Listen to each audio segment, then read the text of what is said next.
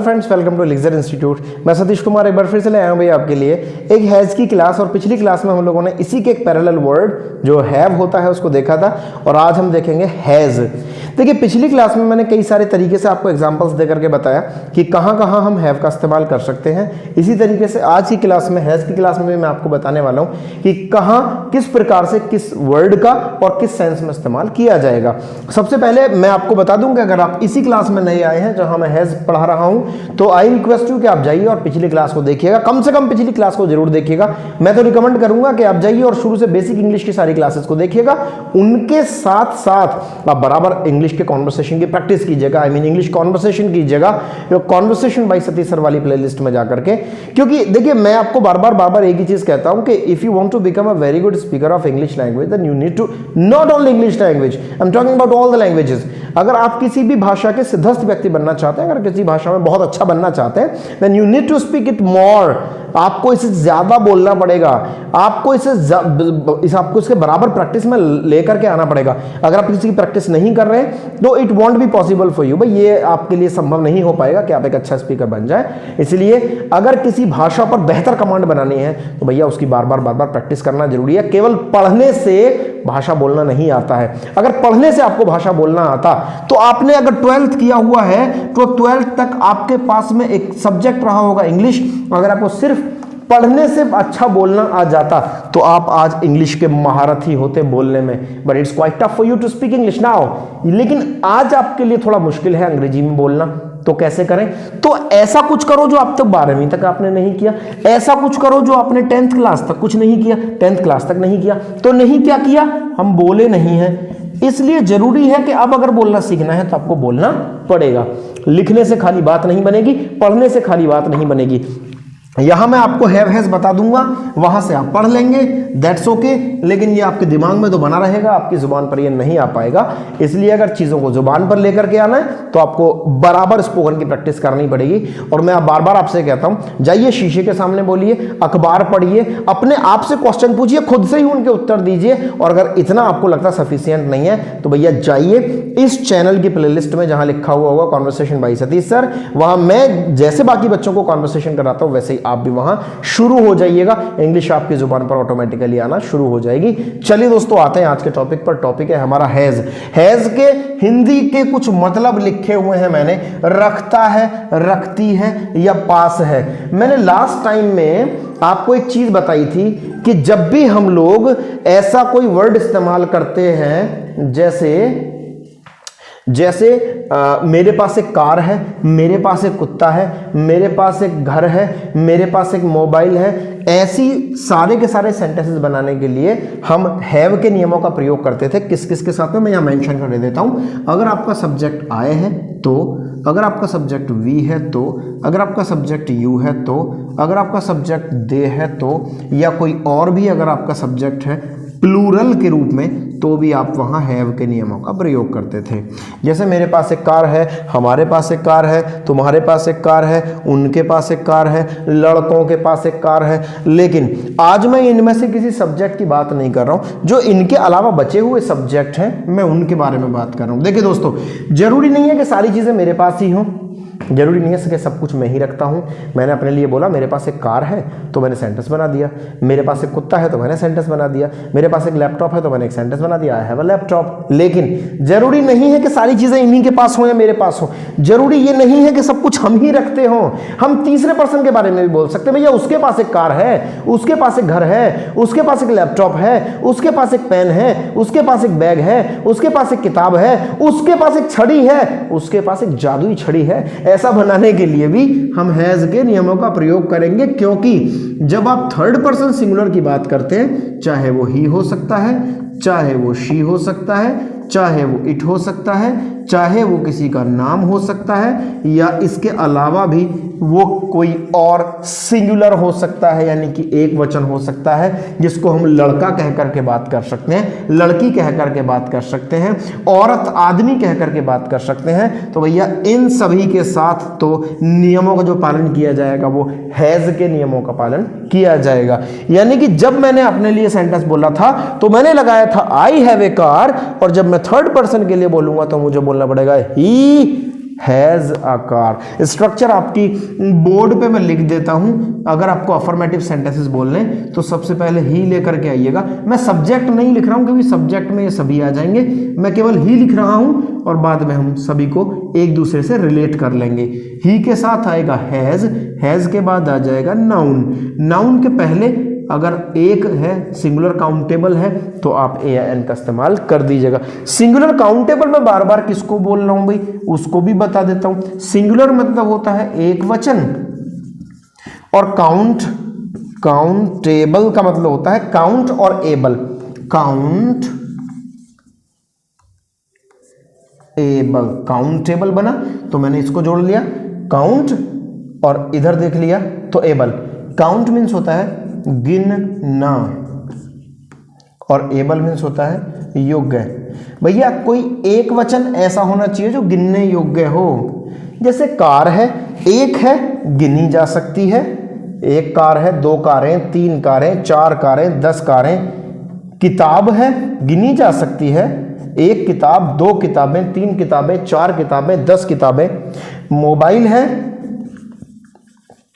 गिना जा सकता है, एक मोबाइल, 2 मोबाइल, 4 मोबाइल, 10 मोबाइल। तो यहां जो बात कर रहा है वो बात कर रहा है सिंगुलर होना चाहिए और कोई ऐसी चीज होनी चाहिए जो वो गिनी जा सके।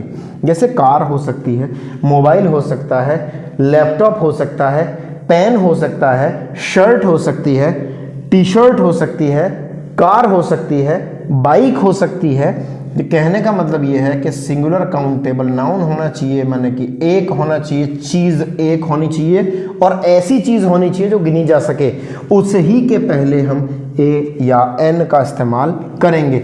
अब मैंने आपको हैव की वीडियो में भी ये बताया था कि अगर आपको ये जानना हो कि कहाँ हैव लगाएं, कहाँ हैज कहाँ ए लगाएं या कहाँ एन लगाएं, तो इसके लिए आपको प्रोनाउंसिएशन की क्लासेस देखनी होंगी। इसी चैनल पे वो पड़ी हुई हैं, उन्हें जा करके देखिए तो आपका ये कंसेप्ट बिल्कुल क्लियर हो जाएगा कि कहाँ हम लोगों को ए लेकर के आना है और कहाँ हम लोगों को एन लेकर के आना है। मैं इसके एग्जांपल्स आपको कुछ दे देता हूँ ताकि आप समझ जाएं। जब मैंने अपने लिए सेंटेंस बनाए थे कि मेरे पास एक कार है, तो मैंने बोला था दोस्तों आई हैव ए कार, लेकिन यहाँ मैंने थर्ड पर्सन के लिए हैव नहीं लगाया है, यहाँ मैंने हैज लगाया है। तो जब मैं बोल रहा था मेरे पास एक कार है, तो मैंने बोला था आई हैव अ कार। मेरे पास एक कार है तो मैंने बोली थी आई हैव अ कार। और अगर मैं बोलूं उसके पास एक कार है, उसके पास एक कार है, ये बोला ये भी जा सकता है कि उसके पास एक कार है या वह एक कार रखता है। उसके पास एक कार है, वह एक कार रखता है, दोनों में से किसी को भी रिलेट कर लीजिएगा। तो थर्ड पर्सन है तो ही के साथ आएगा हैज, हैज के बाद आएगा कितनी कार है, एक, तो ए, और कार है तो कार। तो सेंटेंस बनता है ही हैज अ कार। अब गलती से आप जैसे आई के साथ हैव लगा रहे थे, उसी तरीके से आप ही के साथ हैव ना लगा दें। इस बात को ध्यान में रखिएगा, क्योंकि आई, वी, यू, दे और प्लूरल के साथ में आएगा हैव, और ही, शी, इट, नेम और सिंगुलर के साथ में आएगा हैज। यानी कि अगर मैं बोलना चाहूं मेरे पास एक किताब है तो आई हैव अ बुक, और मैं बोलना चाहूं उसके पास एक किताब है तो ही हैज अ बुक। या फिर यहां से स्ट्रक्चर देख सकते हैं, ही हैज अ बुक। उसके पास एक बल्ला है, ही हैज अ बैट। उसके पास एक छड़ी है, ही हैज अ स्टिक। उसके पास एक मोबाइल है, ही हैज अ मोबाइल। उसके पास एक सेब है, ही हैज एन एप्पल। वहां ए नहीं आएगा, एन एप्पल आएगा, ही हैज एन एप्पल। अब अगर मुझे नेगेटिव सेंटेंस बोलना है, नेगेटिव सेंटेंसेस की बात करनी है, तो मैं ही को सबसे पहले लेकर के आऊं, उसके बाद में हैज, हैज के बाद में नॉट, नॉट के बाद में नाउन। लेकिन देखना है कोई अगर सिंगुलर काउंटेबल नाउन हो और सेंटेंस में पहली बार इस्तेमाल हो रहा हो तो ए या एन का इस्तेमाल, ए या एन में से किसी एक का इस्तेमाल करना जरूरी है। मैंने यहां तक तो बोला था भाई उसके पास एक कार है तो ही हैज अ कार। अब अगर मुझे मना करना है उसके पास एक कार नहीं है, तो हैज के बाद में नॉट लेकर के आइएगा। यहां सेंटेंस बनता है he has not a car. उसके पास एक कार नहीं है, he has not a car. उसके पास एक किताब है, ही हैज अ बुक। उसके पास बुक नहीं है, he has not a book. उसके पास एक बल्ला है, ही हैज अ बैट। उसके पास एक बल्ला नहीं है, he has not a bat. और अगर क्वेश्चन पूछना है तो इंटेरोगेटिव सेंटेंसेस के लिए हमें सबसे पहले रखना पड़ेगा हैज, क्योंकि हम थर्ड पर्सन से क्वेश्चन पूछ रहे हैं, हैज से क्वेश्चन पूछना है, सॉरी ही से क्वेश्चन पूछना है, शी इट नेम या सिंगुलर से क्वेश्चन पूछना है, तो सबसे पहले आपको लेकर के आना पड़ेगा हैज। हैज के बाद में लगाना है आपको ही के साथ में लगाना है आपको कोई भी नाउन, और अगर वो सिंगुलर काउंटेबल है और सेंटेंस में पहली बार इस्तेमाल हुआ है तो आप ए या एन का इस्तेमाल कर सकते हैं। अगर हिंदी के सेंटेंस में जिक्र नहीं भी किया जाए तो भी आप इंग्लिश में जिक्र कर दीजिएगा ए या एन का। देखिए मैंने आपको 3 स्ट्रक्चर्स बताए हैं, अगर यहाँ आपको बेहतर तरीके से समझ में नहीं आ रहा है तो आई रिक्वेस्ट यू कि पहली हैव वाली वीडियो को जाकर के देखिएगा, तब जाकर के कंसेप्ट बहुत अच्छे तरीके से आपको समझ में आएंगे। लेकिन फिर भी मैं अपना प्रयास करता हूं कि आपको बहुत बेहतर तरीके से समझा सकूं। मैंने अभी तक आपको बताया जितनी भी चीज़ थर्ड पर्सन के पास है, जितनी भी चीज़ उसके पास है, वह एक कार रखता है या उसके पास एक कार है, उसके पास एक बल्ला है, उसके पास एक रेडियो है, उसके पास एक टीवी है, उसके पास एक छड़ी है, उसके पास एक सूट है, उसके पास एक साड़ी है, तो वहां या तो ही आएगा या फिर शी आएगा। आप एफर्मेटिव सेंटेंसेस यानी कि हाँ वाले वाक्य बनाने के लिए हमने सबसे पहले लगाया he has a car, he has a pen, he has a shop, he has a home, उसके पास एक घर है। और अगर मुझे मना करना है भैया उसके पास घर नहीं है, he has not a home, उसके पास घड़ी नहीं है, he has not a watch, उसके पास धन नहीं है, ही हैज नॉट मनी, उसके पास पानी नहीं है, ही हैज नॉट वाटर। क्योंकि मैंने ए या एन का इस्तेमाल नहीं किया, क्योंकि पानी गिना नहीं जा सकता, पानी को 1 2 3 4 5 10 कह करके नहीं बोल सकते। और जबकि मैंने बताया था कोई भी ऐसा नाउन होना चाहिए भैया जो गिना जा सके, उसी के पहले ए या एन का इस्तेमाल करेंगे अगर वो सिंगुलर में है तो। अब अगर कोई क्वेश्चन पूछना है भाई क्या उसके पास ये चीज है, क्या उसके पास बल्ला है, हैज ही अ बैट, क्या उसके पास कार है, हैज ही अ कार, क्या उसके पास रेडियो है, हैज ही अ रेडियो, क्या उसके पास घर है, हैज ही अ होम, जो भी आपको पूछना है। अब मैंने जो बताया आपको उसको ध्यान रखिएगा, इन नियमों का प्रयोग केवल ही के साथ ही नहीं किया जाएगा, केवल ही के साथ ही नहीं किया जाएगा, इन सब के साथ हैज के ही नियमों का प्रयोग होगा। यानी कि अगर मुझे बोलना है उसके पास एक बल्ला है तो ही हैज अ बैट, और अगर वो लड़की है जिसके बारे में मैं बात कर रहा हूं तो बोलेंगे शी हैज अ बैट।